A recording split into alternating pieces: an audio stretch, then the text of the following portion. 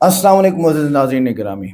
कौन कहता है कि आतंकवाद का मज़हब नहीं होता? ये कह रहा है बागेश्वर धाम। और सबूत ये है कि टेररिस्ट मुस्लिम हैं और हिंदुओं को पहलगाम में वो खतना देख के, अब ये तो पैदल खबर है, किसी ने इसका सबूत नहीं दिया। पैदल खबर मतलब झूठी खबर कि जी खतना देख के वो कत्ल कर रहे थे या पूछ रहे थे कि हिंदू हो या मुस्लिम हो।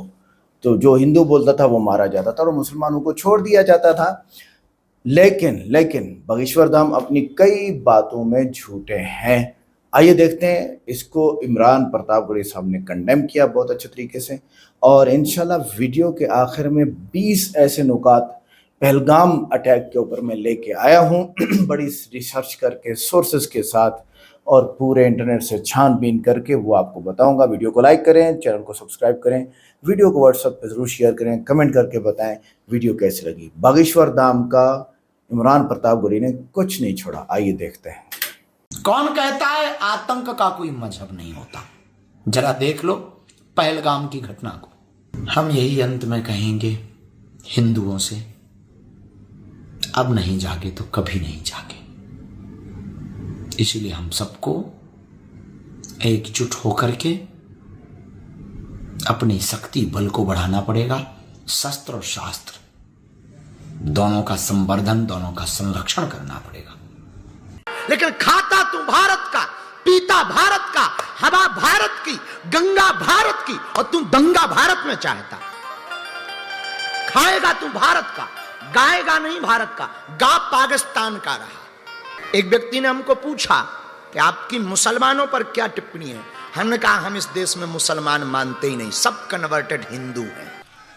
उन्हें हर दिन मुंह से उल्टी करने की आदत है और वो जानबूझ के उल्टी करते हैं। वो इसलिए करते हैं ताकि अखबार पर बिखर सके और अखबार की सुर्खियां बन सके। मैं 4 मिसरे पढ़ता हूं, उनका हालिया बयान था कि मदरसों में ऐसा, मदरसों में वैसा। मैं 4 मिसरे पढ़ता हूं, साहब आप देश की बड़ी अदालत की नुमाइंदगी करते हैं, आप बोलें, आपके मुंह में जुबान है और रोकने की ताकत नहीं है किसी में आपको। ठीक है, आप बोल रहे हैं, बोलें। हमें जिस चीज पर फख्र है या हमें जिस चीज पर नाज है, मैं 4 मिसरे पढ़ता हूं, अगर लग जाए कि सलीके से जवाब भी हो गया और बात भी हो गई तो आपका साथ चाहिए। मैं पढ़ता हूं कि नहीं ऐसा नहीं है कल या परसों से नहीं निकले, नहीं ऐसा नहीं है कल या परसों से नहीं निकले। कई अरमान हैं दिल में जो बरसों से नहीं निकले, कई अरमान हैं दिल में जो बरसों से नहीं निकले। हो आसाराम नित्यानंद या के पाल बाबा हो। अब अगर लग जाए कि बात हुई है तो एक शख्स का हाथ उठे। हो आसाराम नित्यानंद या के पाल बाबा हो। खुदा का शुक्र है ये सब मदरसों से नहीं निकले, खुदा का शुक्र है ये सब मदरसों से नहीं निकले। कई अरमान हैं दिल में जो बरसों से नहीं निकले, कई अरमान हैं दिल में जो बरसों से नहीं निकले। और साक्षी महाराज जी, ये किसने कह दिया तुमसे कि इनका बम से रिश्ता है? ये किसने कह दिया तुमसे कि इनका बम से रिश्ता है? बहुत हैं जख्म सीने में, फकत मरहम से रिश्ता है। बहुत हैं जख्म सीने में, फकत मरहम से रिश्ता है। वो तुम हो जो तिजारत करते हो बारूद की साहब वो तुम हो जो तिजारत करते हो बारूद की साहब। ये हैं ईमान वाले, इनका बस जमजम से रिश्ता है।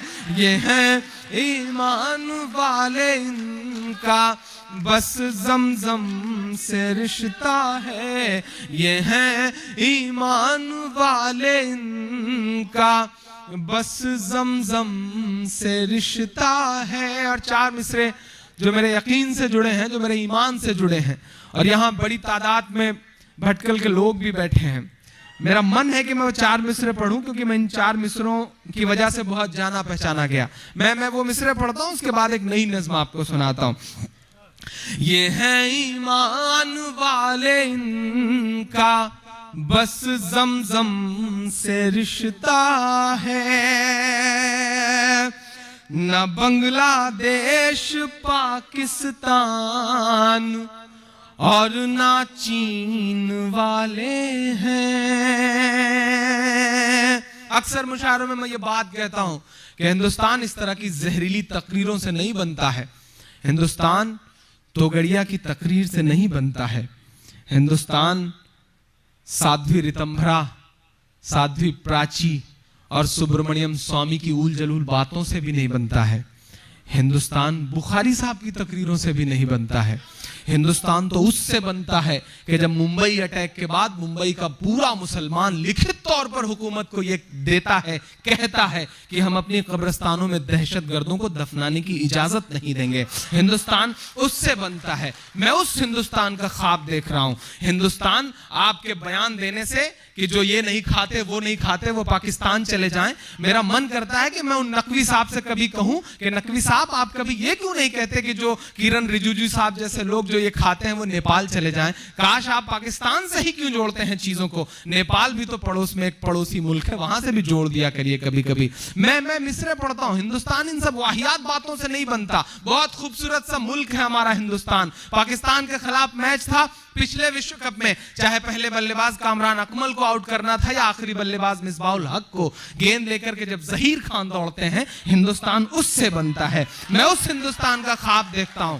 और तुम कितने भी इल्जामात लगा लो, इस विश्व कप को भी उठा करके देखोगे तो पहले मैच से लेकर के सेमीफाइनल तक पहुंचाने वाला शख्स कोई और नहीं, वो मोहम्मद शमी था। मैंने तो बड़ी हिम्मतों से कहा था कि आपके आंसुओं की नमी बन गए, आपके आंसुओं की नमी बन गए, हम वफाओं की एक सरजमी बन गए। शक की सुइयां मुड़ी जब हमारी तरफ, वो थे हम जो मोहम्मद शमी बन गए, वो थे हम जो मोहम्मद शमी बन गए। मैं ये मिसरे पढ़ता हूं, मेरे ईमान से जुड़े हुए मिसरे हैं कि न बंगला देश पाकिस्तान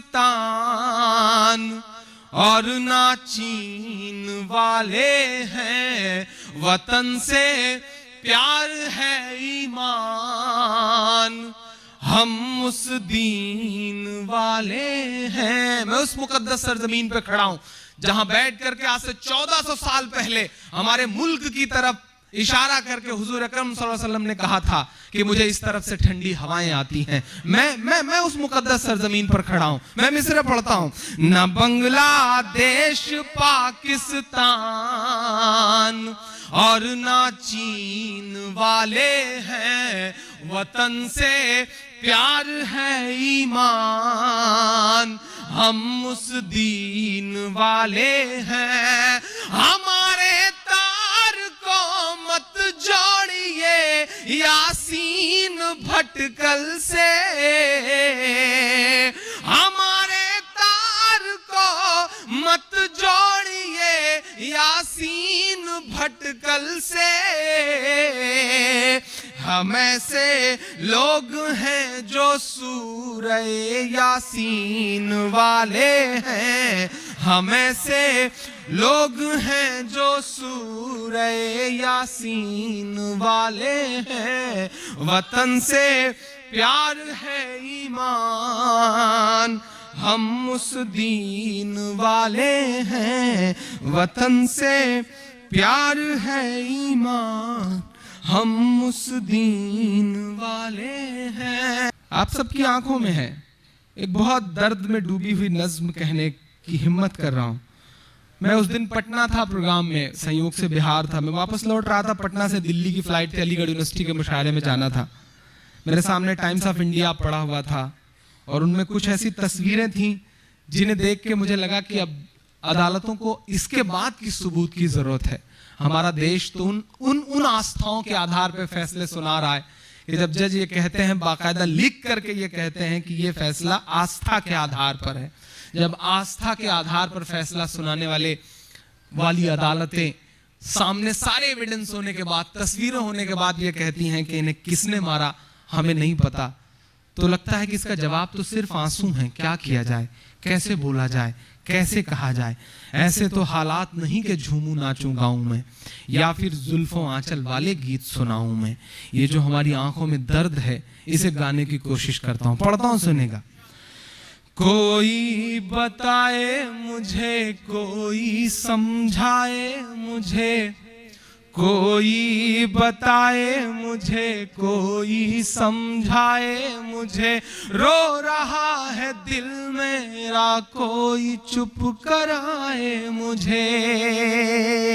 ये सिर्फ हाशिमपुरा तक नहीं है मामला, लक्ष्मणपुर, बाथे, बिहार में भी ऐसे बहुत सारे मामले हैं कि सैकड़ों लोगों को मारा गया और बाद में अदालतों ने कहा कि किसने मारा, कोई साबित ही नहीं कर पा रहा किसने मारा। अदालतें पूछ रही हैं, मैं पढ़ता हूं कि कोई बताए मुझे, कोई समझाए मुझे, रो रहा है दिल मेरा, कोई चुप कराए मुझे।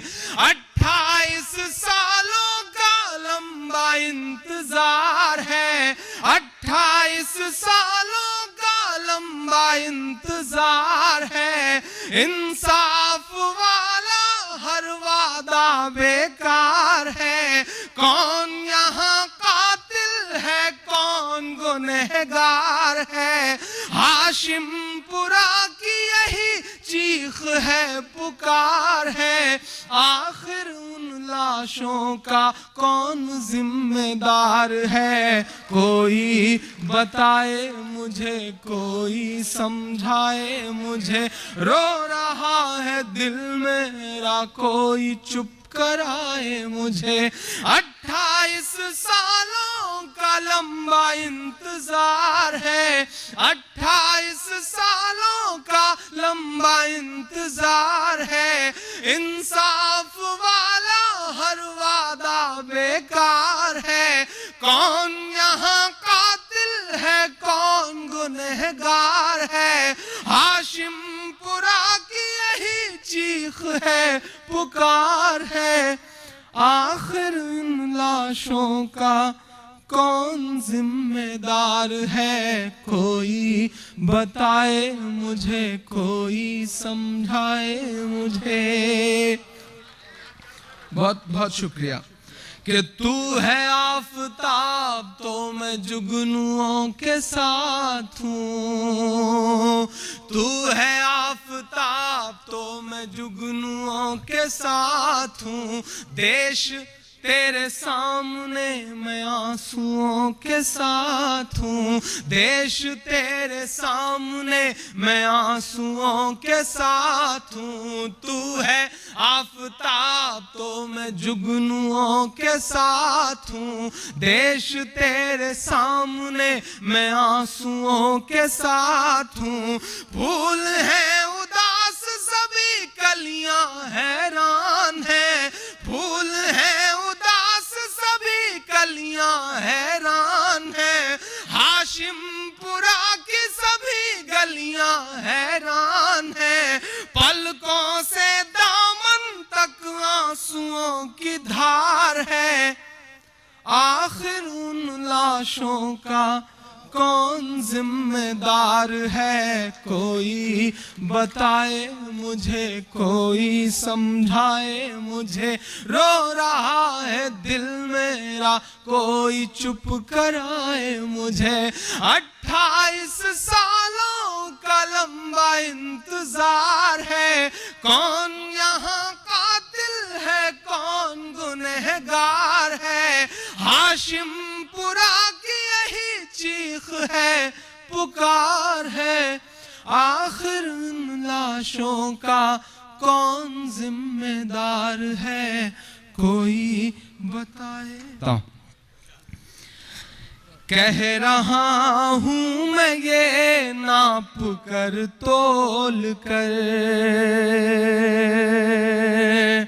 कह रहा हूं मैं ये नाप कर तोल कर, अपने ईमान की आवाज पर बोल कर, अपने ईमान की आवाज पर बोल कर, ख्वाब घर वापसी का जो बुनते हैं वो,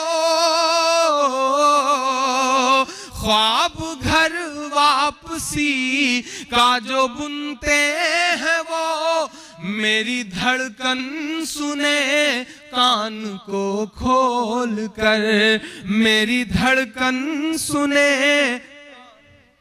खोल कर, मेरी धड़कन सुने कान को खोल कर, हम मोहम्मद के इस्लाम की शान पर। अब आपका ईमान जागे तो मुझे बताइएगा, हम मोहम्मद के इस्लाम की शान पर, हम मोहम्मद के इस्लाम की शान पर, कल भी कुर्बान थे अब भी कुर्बान हैं, हम मुसलमान हैं, हम मुसलमान हैं, हम मुसलमान हैं, हम मुसलमान हैं। मेरे भारत तेरी आन है शान है,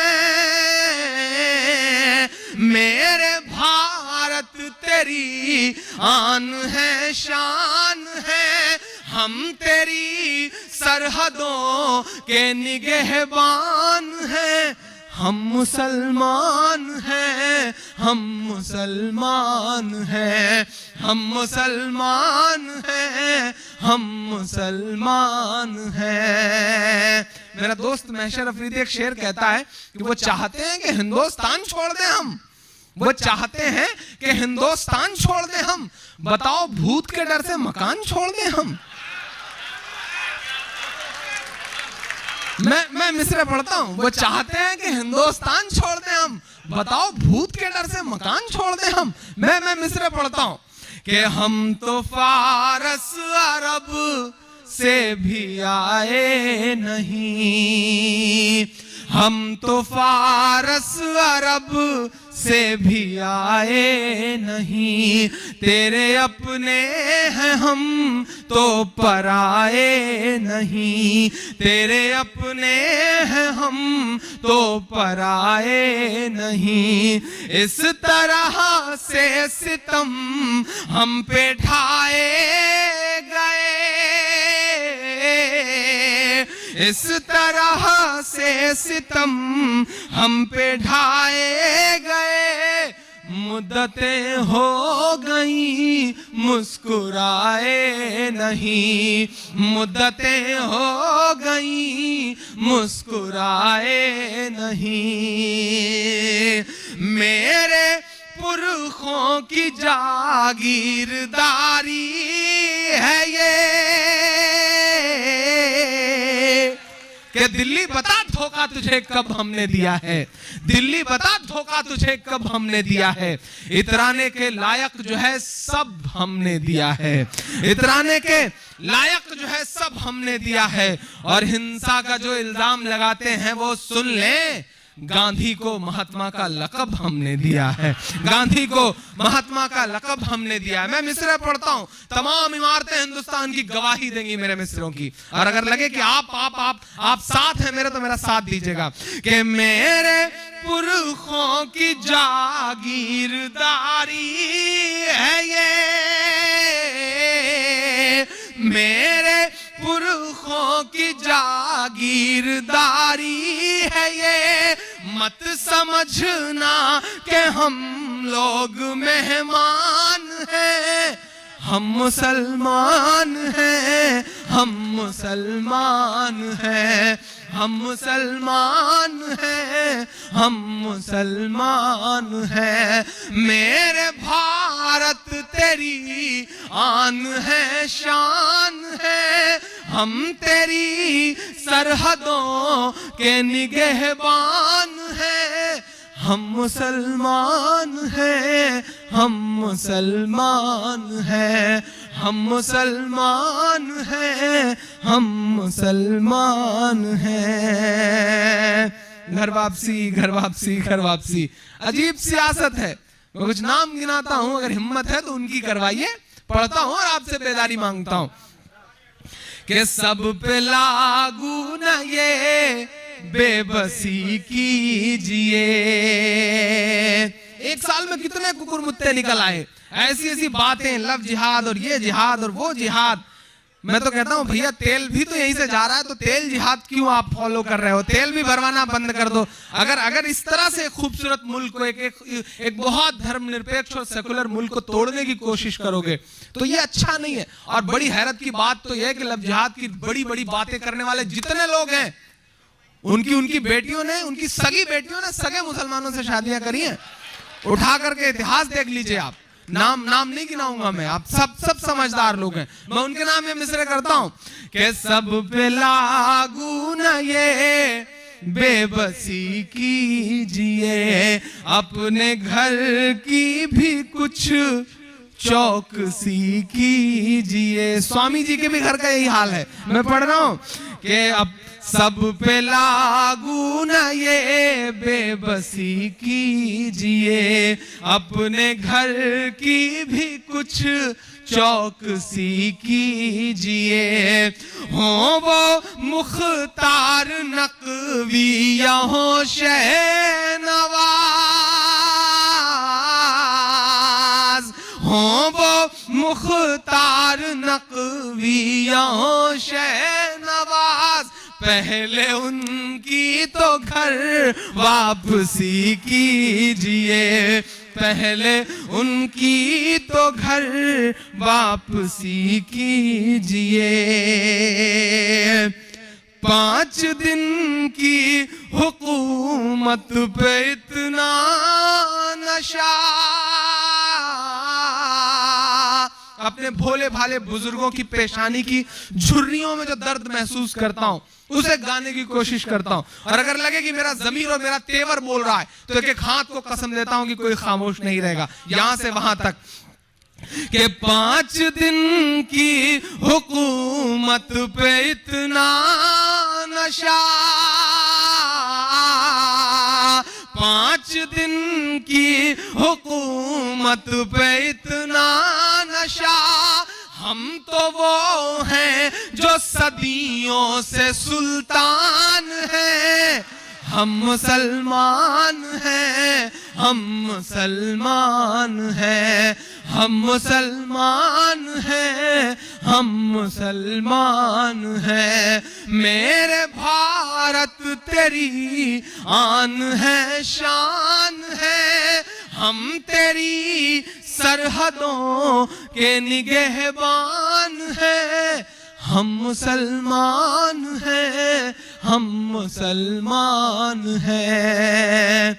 आखिरी बंद पढ़ता हूं इस नज्म का कि बुत कदों के लिए, मैं कदों के लिए, अपनी बेशर्मियों की हदों के लिए, अपनी बेशर्मियों की हदों के लिए, तुमने चाही अजानों पे पाबंदियां,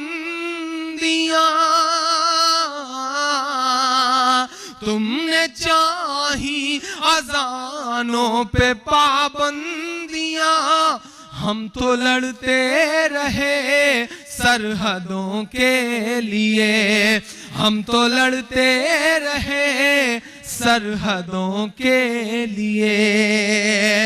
ये कौम सोई है इसको जगाओगे तो। दोस्तों, आप यहाँ इस्लामिक मुल्क में बैठे हैं, शायद उतना महसूस ना करते हो। इन दिनों तो मुल्क के हालात वाकई बहुत बदल गए हैं। हम ट्रेनों के फर्स्ट क्लास में सफर करते हैं, हम चेहरे से मुसलमान नहीं लगते, हमारे मोबाइल पे फोन आता है, हम जवाब में वालेकुम अस्सलाम कहते हैं तो हमारे आसपास की सवारियों के चेहरों के एक्सप्रेशंस बताते हैं कि मुल्क के हालात बहुत बदल गए हैं, बहुत ज्यादा बदल गए हैं। मैं मिस्र पढ़ रहा हूँ, वक्त से आंख मिलानी पड़ेगी, क्योंकि वक्त से मायूस होने पे काम नहीं चलेगा।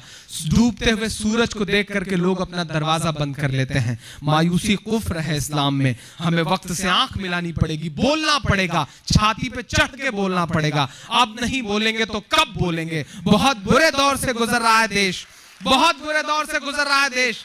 राम का मंदिर बनाने वाले लोग नाथू राम का मंदिर बनाने की मुहिम में लगे हुए हैं। देश बहुत बुरे दौर से गुजर रहा है। बोलिए, हम सबको बोलना पड़ेगा। हमारी चुप्पी ने हमें 60 सालों में यहां पहुंचा दिया है। हम नहीं बोलेंगे तो वक्त हमसे बहुत बुरा इम्तिहान लेगा। जिन अंग्रेजों की हुकूमत में कभी सूरज नहीं डूबता था, उन्होंने वक्त को नहीं समझा तो आज उनके राजाओं के कपड़े बैंड बाजे वाले पहन रहे हैं। वक्त को समझना पड़ेगा, वक्त से आंख मिलानी पड़ेगी। पैसा कमाइए, जिंदगी में पैसा बहुत कुछ है लेकिन सब कुछ नहीं है। इस बात को एहसास रखिएगा। जिन सीता को जंगल में रह करके सोने का हिरन चाहिए था, मेरी बात का समर्थन करना, जिस सीता को जंगल में रह करके सोने का हिरन चाहिए था, जब उन्हें उठा करके सोने की लंका में बिठा दिया गया तो उन्हें लगा कि नहीं, अब यहां से भाग जाना चाहिए। पैसा बहुत कुछ नहीं होता, बल्कि सब कुछ नहीं होता, बल्कि बहुत कुछ होता है। ये एहसास आप सबको भी अपने अंदर रखना है। मैं मिसरे पढ़ता हूं। हम तो लड़ते रहे सरहदों के लिए, कौम सोई है इसको जगाओगे तो, कौम सोई है इसको जगाओगे तो, ये समझ लेना हम लोग तूफान हैं। हम मुसलमान हैं, हम मुसलमान हैं, हम मुसलमान हैं, हम मुसलमान हैं। मेरे भारत तेरी आन है, शान है। हम मुसलमान हैं, हम मुसलमान हैं। तो नाज़रीन गिरामी, इमरान प्रतापगढ़ी साहब ने यहाँ पर बहुत अच्छे पॉइंट निकाले हैं। एक ज़बरदस्त पॉइंट जो मुझे अच्छा लगा वो ये कि पैसा सब कुछ नहीं होता बल्कि बहुत कुछ होता है। ये दोनों बातें ठीक हैं और बहुत लॉजिकल बातें हैं। और तीसरा जो दूसरी बात इन्होंने की वो थी कि हम मुसलमान हैं, हम सुल्तान हैं। और एक बात ये बीच में एक और वाक़े का तज़किरा करके अशार पढ़े तो पहलगाम से मिलता था। अब आते हैं जो बागेश्वर धाम ने कहा कि हमला आवर जो है टेररिस्ट का कोई मज़हब नहीं होता, ये बात उसने की। और कौन कहता है कि टेररिस्ट का मज़हब कोई मज़हब नहीं होता, बल्कि मैं कहता हूँ कि उसका मज़हब होता है। और यहाँ उन्होंने मुसलमान हिंदू से उसका मज़हब पूछ के जो है वो कत्ल किया पहलगाम के अंदर। तो उसको हम जवाब देते हैं बागेश्वर धाम को कि देखो, टेररिस्ट अलग चीज़ है, मज़हब अलग चीज़ है। दहशतगर्दी का मज़हब से ना होने का मतलब ये है कि दहशतगर्द अपने मज़हब की नुमाइंदगी नहीं कर रहा, उसकी इताअत, उसकी ताबेदारी नहीं कर रहा, बल्कि वो सिर्फ एक मुजरिम है मज़हब से हटके। आप उसको मज़हब से मत जोड़ें, दहशतगर्द को मज़हब से मत जोड़ें आप, बर मेहरबानी। कोई भी उसका मज़हब हो, वो मुजरिम तो है ना। तो जिन लोगों ने किया उनको पकड़े ना। ये इंडिया जो बड़े बड़े जो है ना हव्वे छोड़ता है, बड़ी बड़ी फूंके मारता है, फूं करता है, हम यूं हम यूं हम यूं, ये 4 आदमी गायब हो गए और 1500 मुसलमान पकड़ के रख दिए हैं।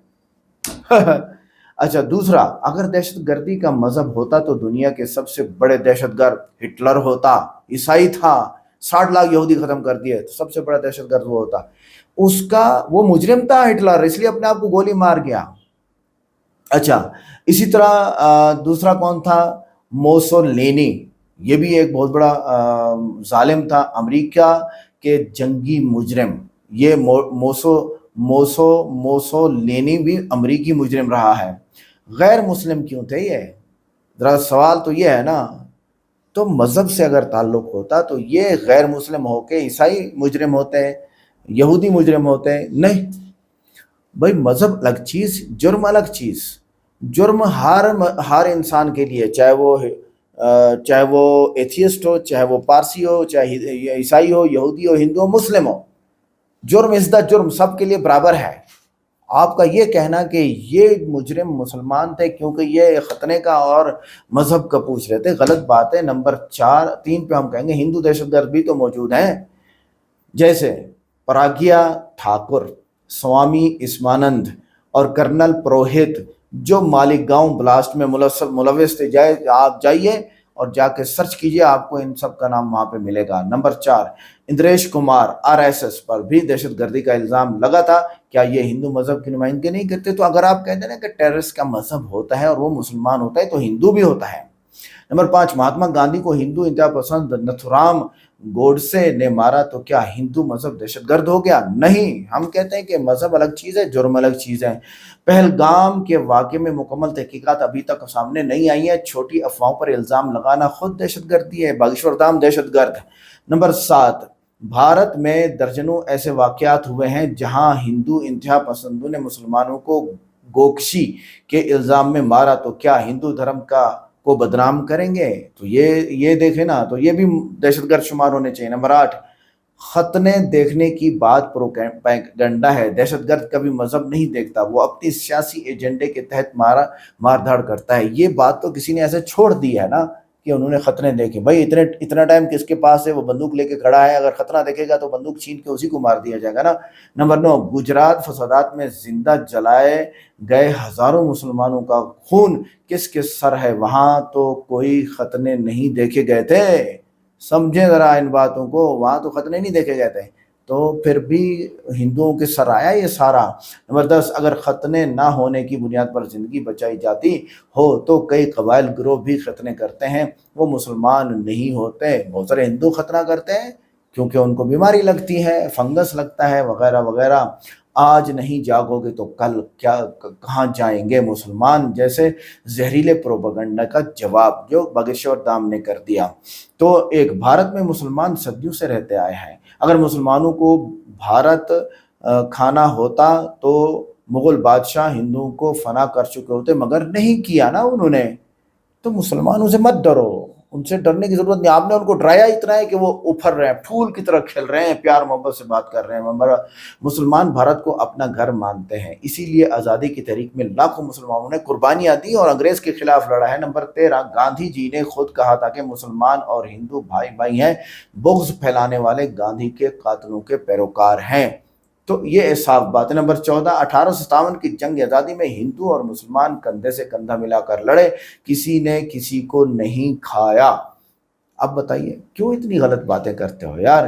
नंबर 15, मुसलमानों ने भारत की तामीर और तरक्की में तालीम, साइंस, फौज, फन सब शोबों में बढ़ चढ़कर हिस्सा लिया। अबुल कलाम आज़ाद, मौलाना अबुल कलाम आज़ाद, दो है अबुल कलाम। एक अबुल कलाम जिसने आपका एटम बम बनाया, दूसरा अबुल कलाम आज़ाद रहमतुल्लाह अलैह, वो आपके तालीमी निज़ाम के पहले इंडिया के अलीगढ़ यूनिवर्सिटी के वो बने थे। आगे, खाते हो इंडिया का, गाते हो पाकिस्तान का, इस पर हम जवाब देने आ रहे हैं आपको। भारत का हर मुसलमान वफादार है, भारत के आइन की इज्जत करता है। पाकिस्तान की मोहब्बत का इल्ज़ाम सिर्फ नफरत फैलाने के लिए लगाया गया है और वो आबो पाकिस्तानी और मुसलमानों के खिलाफ बहुत कुछ बोलते हैं। मुशर्रफ वहाँ गया था तो क्या बोले थे मौलाना महमूद मदनी साहब कि आप अपने मुल्क को संभालें, यहाँ के बारे में राय ना दें। और उनको मौलाना महमूद मदनी साहब को ज़रूर तरक्की मिली होगी, उनको दाद मिली होगी, लेकिन हिंदुओं पर इसका कोई असर हमें महसूस नहीं हुआ। 17, भारत के मुसलमानों ने 3 बार पाकिस्तान जाने की बजाय भारत में रहने को चुना, ये सबसे बड़ी हुब्बुल वतनी की दलील है। भारत के हज़ारों मुसलमान फौज में जान दे रहे हैं, खेल में मेडल ले रहे हैं, क्या ये पाकिस्तान के लिए कर रहे हैं? नहीं, तो वो इंडिया के लिए कर रहे हैं। झूठे हो तुम लोग। 19, मजहबी इख्तिलाफ का मतलब गद्दारी नहीं होता। हिंदू, सिख, ईसाई सब अपनी इबादत करते हैं, मुसलमान भी अपने दीन पर अमल करते हैं। सिखों को क्यों नहीं कहते? वो तो खालिस्तान बनाने की तरीक चला चुके हैं। और अगर तुमने बोला हिंदुओं, अगर तुमने बोला तो फिर तुम्हारे भी ये खतने कर डालेंगे, सिख याद रखना। नंबर 20, भारत का आइन हर शहरी को आज़ादी देता है कि वो अपने मज़हब नज़रिए के साथ वफादार हो। इसका इनकार करना खुद आइन से गद्दारी है। मेरी बातें समझने के लिए दोबारा वीडियो को देख सकते हैं। वीडियो को लाइक करें, चैनल को सब्सक्राइब करें, वीडियो को व्हाट्सएप पे ज़रूर शेयर करें और कमेंट करके बताएं वीडियो कैसी लगी। मिलते हैं नेक्स्ट वीडियो में। अस्सलाम वालेकुम।